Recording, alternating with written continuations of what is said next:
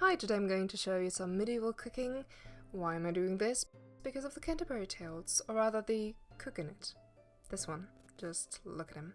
I did a presentation, that's why I'm doing this, and I started with BRUET of ALMAYNNE, shout out to Tasting History, I'll leave a recipe of his down below.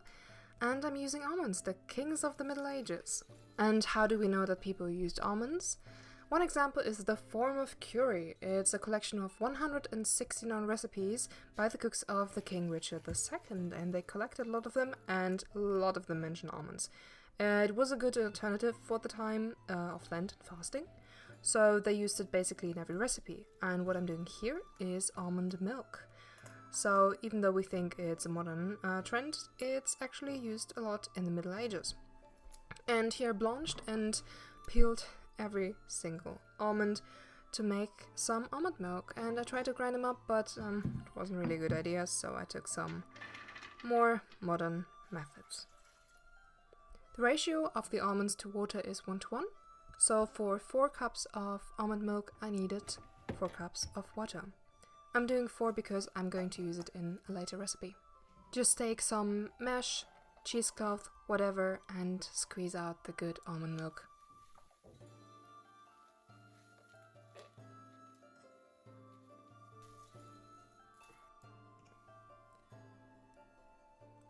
At the end you have a frothy almond milk and also almond flour, and please don't waste it. You can put it into the oven for 50 degrees for a few hours, dry it up, and then you can use it in your baking or whatever. Then I took 1 cup of almond milk and chopped up 1 date and put it to a simmer. I didn't have rice flour, so I used coconut flour, sorry, and instead of sugar I used some erythritol. Going on to the topic of breakfast. So, not everyone ate breakfast, and it wasn't really advised because you would break your fast. But sick people, pregnant people, children, older people, and working people could eat breakfast because they needed some form of nutrition in the morning because they stood up at 5 a.m. So what we have here is bread and then an assortment of cheeses, and this is generally your normal medieval breakfast. Some bread, cheese, and not in here ale or watered down wine. That would be a bit too much in the morning.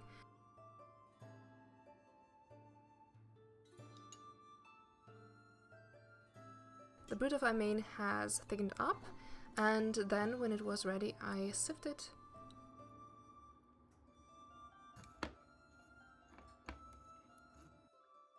And at the end we have a beautiful cream. So this completes the medieval-inspired breakfast. Now onto something called pottage, which is basically a stew with everything you could find. So take everything you have. Vegetables, I had some onions, leeks, carrots, I had peas, I had broad beans, I had cabbage. I just took everything, chopped it up, and threw it in later in a pot. Because, of course, it's a pottage, you need a pot.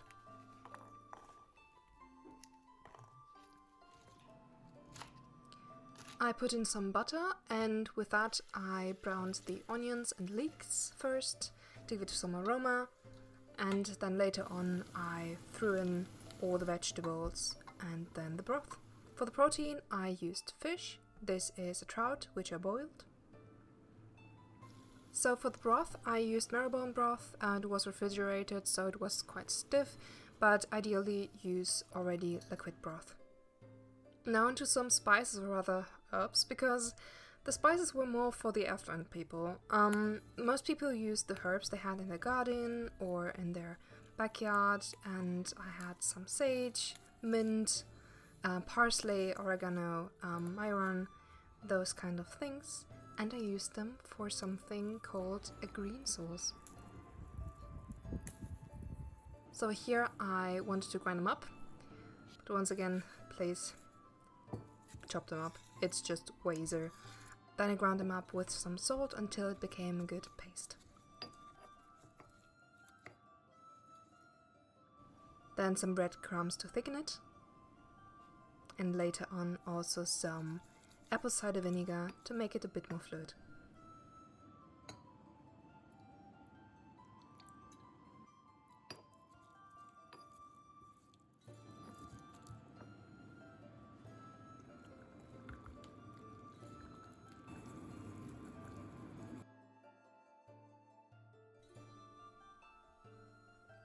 Now onto the salad. Salad is not in the way we would call salad. It's a bunch of herbs thrown together, also some spinach leaves.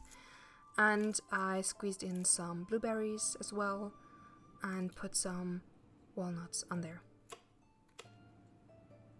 And the peasant's favorite herb or spice, garlic. Then once again some salt and apple cider vinegar. And then it should be ready.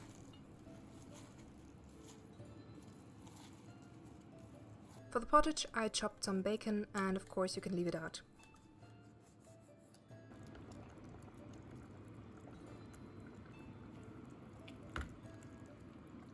I also put some buckwheat in there to thicken it up. You can use any sort of grain, even rice, whatever you have.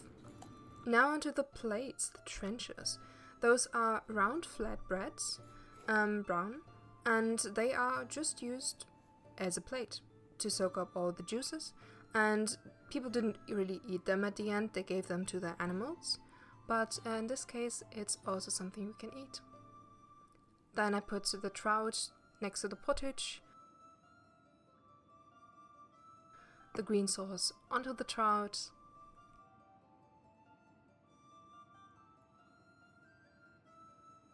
and then the salad beside it.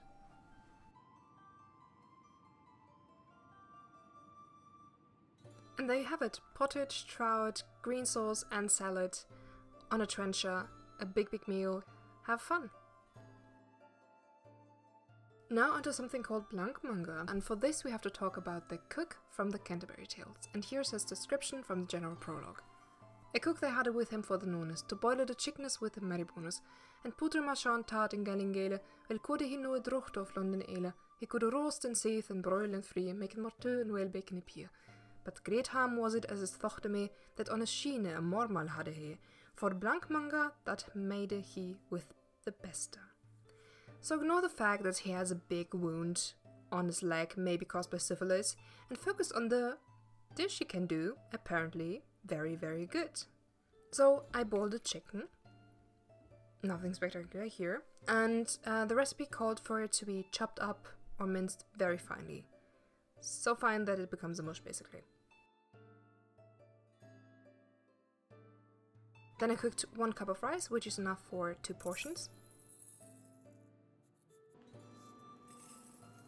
And then I poured 3 cups of almond milk left in there. And I boiled it for 13 minutes. Then in the meantime I roasted some almonds. After the 13 minutes were done, it became a very thick and creamy rice. A little bit like risotto. And then the rest of the mush of the chicken, 1 cup, came in and I combined it. There you can add salt as well.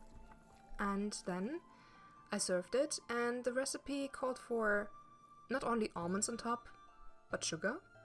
I used an alternative, but it really rounded the recipe. So that's it, the famous Blankmanger by the famous cook of the Canterbury Tales. Thank you very much for watching, and if you enjoy it, you can subscribe and also look at my Instagram and follow me there. And have fun cooking!